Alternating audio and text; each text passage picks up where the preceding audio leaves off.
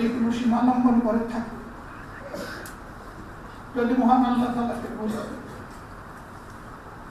আল্লাহ তাআলা যেন আবার কোনো ভুলের কারণে আমাকে ঘৃণা করবেন না।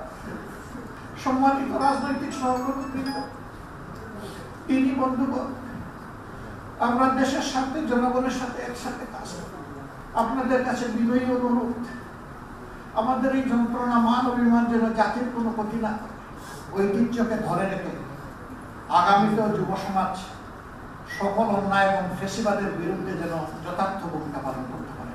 কোন দল কিংবা ব্যক্তির অন্ধ প্রেমে আমরা কেউ মশগুল হব না। ওয়ালটন এখন দেশের সীমানা পেরিয়ে পৌঁছে গিয়েছে 50টিরও বেশি দেশে। ওয়ালটন, ঘরে ঘরে, বিশ্বজুড়ে। মহান আল্লাহ রাব্বুল আলামিনকে সাক্ষী রেখে আমি আমার অনুভূতি অনুযায়ী বুঝতে পারি সংগঠনটি দীর্ঘ সময় ধরে যারা হাতে করে নেতৃত্ব দিয়েছেন, তাদের হাতে যে মানুষগুলা তৈরি হয়েছে, সেই মানুষগুলার মধ্যে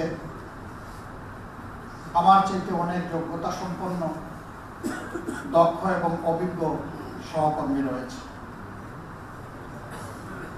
তারপরে আমি জানি না আল্লাহর ইচ্ছা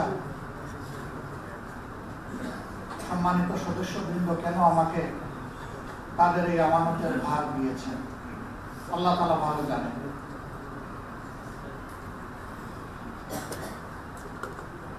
আমি নিজেকে এই দায়িত্বের জন্য মোটেই যোগ্য মনে করি না।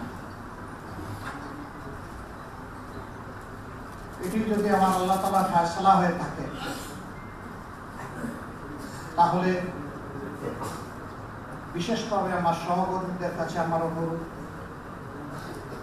আমি আপনাদের একজন ভাই, আমি আপনাদের মতোই একজন। অতীতের দিনগুলোতে আমি একাই সংগঠন পরিচালনা করি নাই, আমরা সম্মিলিতভাবে এই সংগঠন পরিচালনা করার চেষ্টা করেছি। এই সংগঠন পরিচালনার মাধ্যমে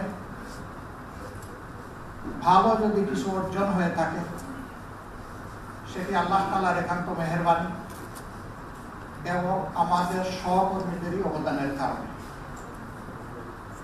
কিন্তু ভুল ত্রুটি যা হয়েছে, আল্লাহর দরবারে যদি আমাদের কোনো কার্যক্রম পদক্ষেপ অপছন্দ হয়ে থাকে, তাহলে মূলত তার দায়িত্বটুকু আমার। আমি এই জন্য বিগলিত চিত্তে আল্লাহ তাআলার দরবারে সকল ভুল ত্রুটি, নাফরমানি, গুনাহ খাতার জন্য অন্তরের অন্তঃস্থল থেকে মহান রবের দরবারে ক্ষমা প্রার্থনা করছি।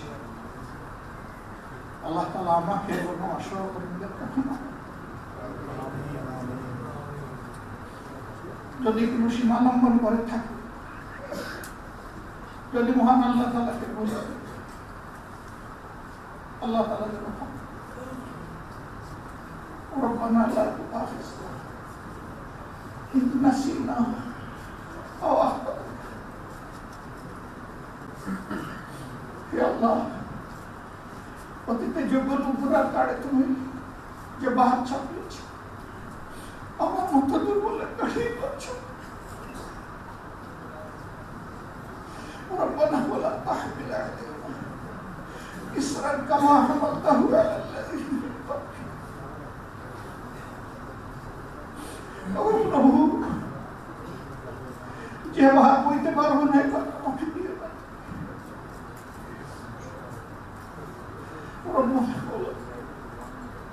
تحملنا ما لا طاقة لنا واعف عنا واغفر لنا وارحمنا أنت مولانا فانصرنا على القوم الكافرين.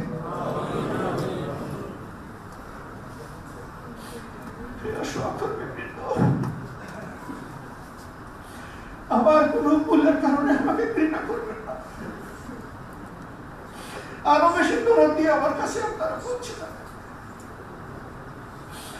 আমাকে সব আলোচনা করে আপনারা সংশোধন করে দিবেন, সুযোগ করে দেবেন।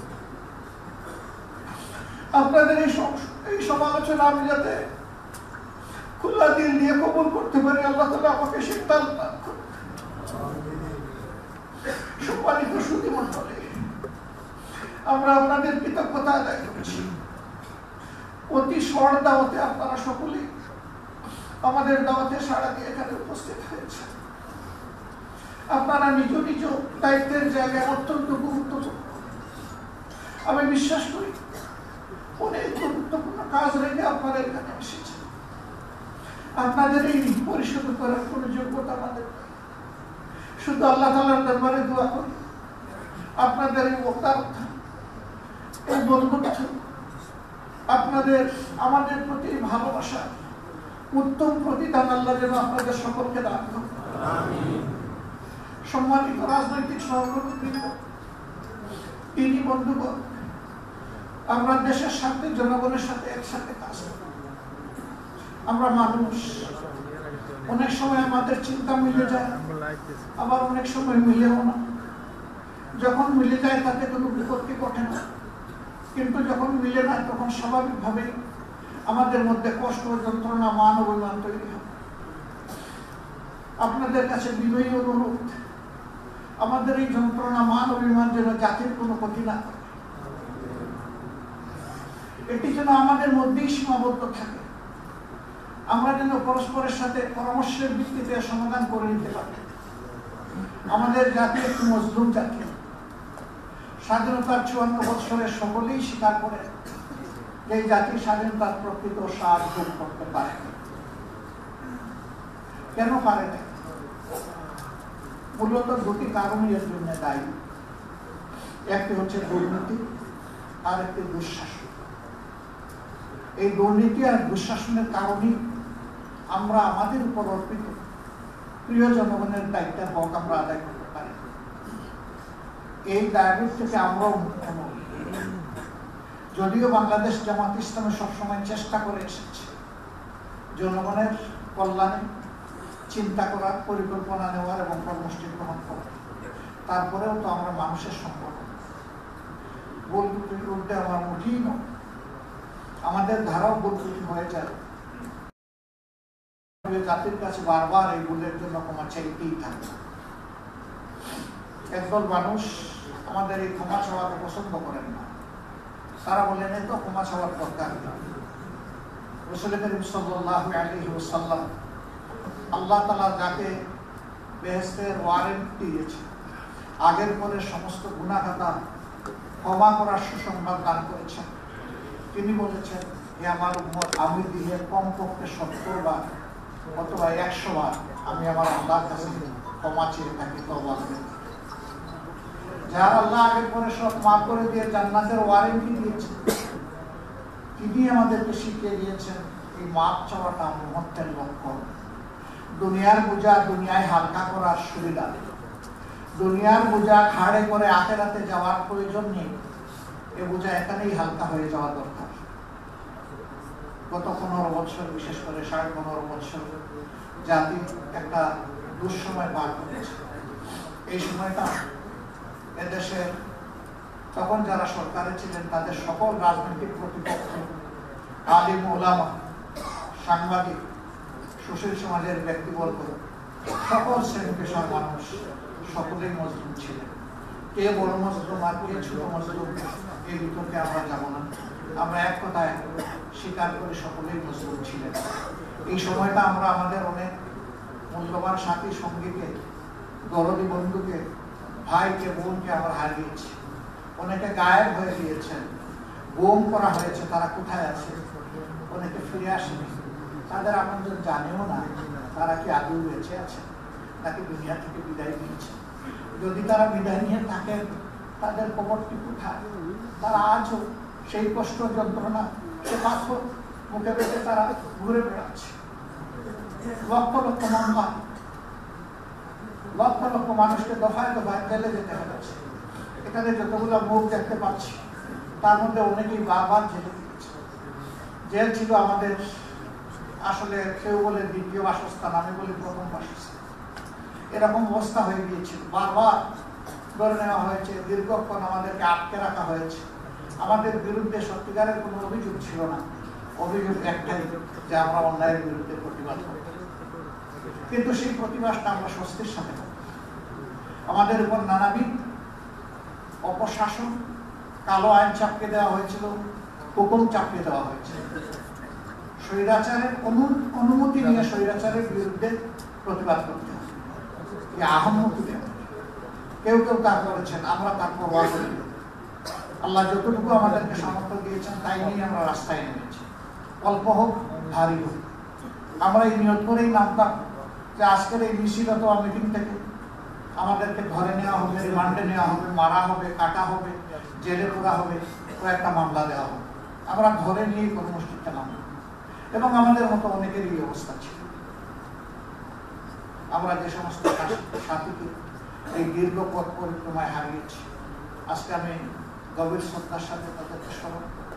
আল্লাহর দরবারে দোয়া করি, আল্লাহ তারা তো জুলুমের শিকার হয়ে দুনিয়া থেকে বিদায় করেছে, তুমি মায়া করে তাদেরকে শহীদদের তালিকায় অন্তর্ভুক্ত করে। 52 ভাষা আন্দোলনে যারা মায়ের ভাষার মর্যাদার দিকে জীবন দিয়েছেন কিন্তু ভাষা দেননি, তাদেরকেও গভীর শ্রদ্ধার সাথে স্মরণ করি এবং তাদের জন্য আল্লাহর দরবারে শাহাদাতের যথার্থ মর্যাদা কামনা করি। একইভাবে 71-এর মুক্তিযুদ্ধে যারা জীবন দিয়েছেন, অবদান রেখেছেন, ত্যাগ স্বীকার করেছেন, তাদের সকলকে গভীর শ্রদ্ধার সাথে স্মরণ করি এবং তাদের জন্য মাহমুদের দরবারে শাহাদাত কামনা করি। যারা বেঁচে আছেন প্রমাণী, আল্লাহ তাআলার দরবারে দোয়া করি যতদিন বেঁচে থাকবেন এই জীবনটা তাদের জন্য সম্মানের হয়। যখন আল্লাহ তাআলার কাছে চলে যাবেন ঈমান নিয়ে তারা যেন চলে যেতে পারেন এবং সেখানে যেন আল্লাহ তাআলা তাদেরকে অপমানের হাত থেকে রক্ষা করে সম্মান দান করেন। 90 আন্দোলনে ভূমিকা রেখে যাদের একটা টার্নিং পয়েন্টে যারা অবদান রেখেছিলেন, আমরা তাদেরকে গভীর শ্রদ্ধার সাথে স্মরণ করি। আমাদেরই এক সহকর্মী ডাক্তার মিলন এবং আরো যারা এখানে নিহত হয়েছিলেন, আল্লাহ তাদেরকেও শহীদ হিসাবে কবুল করুন। বিশেষভাবে গত 15.5 বছর তিলে তিলে ঢুকে ঢুকে যারা দুনিয়া থেকে বিদায় নিয়েছেন তাদের জন্য একই দোয়া। আর 24 জুলাই আন্দোলন যেটাকে বলা হয়, এই আন্দোলনে যে তরুণ ছাত্র সমাজ বুক চিতিয়ে লড়াই করে আমাদেরকে মুক্তির এই স্বার্থটুকু এনে দিয়েছে, আমি তাদের প্রতি গভীর কৃতজ্ঞতা জ্ঞাপন করছি এবং তাদেরকে অন্তরের মধ্যস্থল থেকে আমার এবং প্রিয় সংগঠনের পক্ষ থেকে, মজলুম জনগণের পক্ষ থেকে আমি তাদেরকে অভিনন্দন জানাচ্ছি। দোয়া করি তাদের এই অবদানের ঐতিহ্যকে ধরে রেখে আগামীতেও যুব সমাজ সকল অন্যায় এবং ফ্যাসিবাদের বিরুদ্ধে যেন যথার্থ ভূমিকা পালন করতে পারে। তবে যুব সমাজের জীবনটা শুধুমাত্র প্রতিবাদে কাটবে না, তাদের প্রত্যাশার জায়গা পূরণেও যেন আমরা সকলে মিলে সমবেতভাবে সকল সংকীর্ণতার ঊর্ধ্বে উঠে একসাথে কাজ করতে পারি। আল্লাহ যেন আমাদেরকে সেই তৌফিক দান করেন। সম্মানিত সুধী মণ্ডলী এবং প্রিয় সহকর্মীবৃন্দ, ইতিহাসের একটা গুরুত্বপূর্ণ বাঁকে এসে আমরা দাঁড়িয়েছি। আগামী ফেব্রুয়ারিতে নির্বাচন হওয়ার কথা।